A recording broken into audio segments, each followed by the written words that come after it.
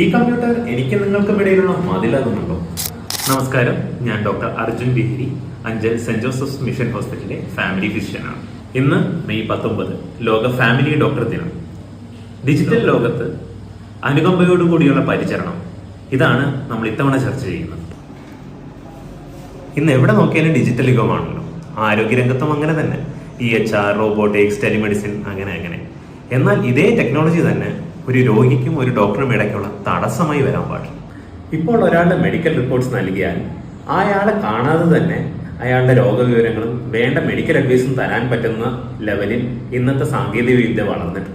എന്നാൽ ഒരു രോഗിയെ കേട്ട് അവരുടെ രോഗം എന്താണെന്ന് മനസ്സിലാക്കി ആ രോഗം കാരണം അവർക്കുണ്ടാകുന്ന ബുദ്ധിമുട്ടുകളും കാര്യങ്ങളും തിരിച്ചറിഞ്ഞ് അവർക്ക് വേണ്ട മാർഗനിർദ്ദേശങ്ങൾ കൊടുക്കുമ്പോഴാണ് യഥാർത്ഥ ചികിത്സയുടെ തുടക്കം. അവിടെയാണ് കമ്പാഷനേറ്റ് കെയർ അല്ലെങ്കിൽ അനുകമ്പയുടെ മാജിക്. കുഴപ്പമൊന്നുമില്ല കേട്ടോ. ഹൈടെക് സൗകര്യങ്ങളോടൊപ്പം ഹൈടച്ച് എന്നുള്ള ഹൃദയബന്ധവും വേണം നമുക്ക് രോഗികളുമായി.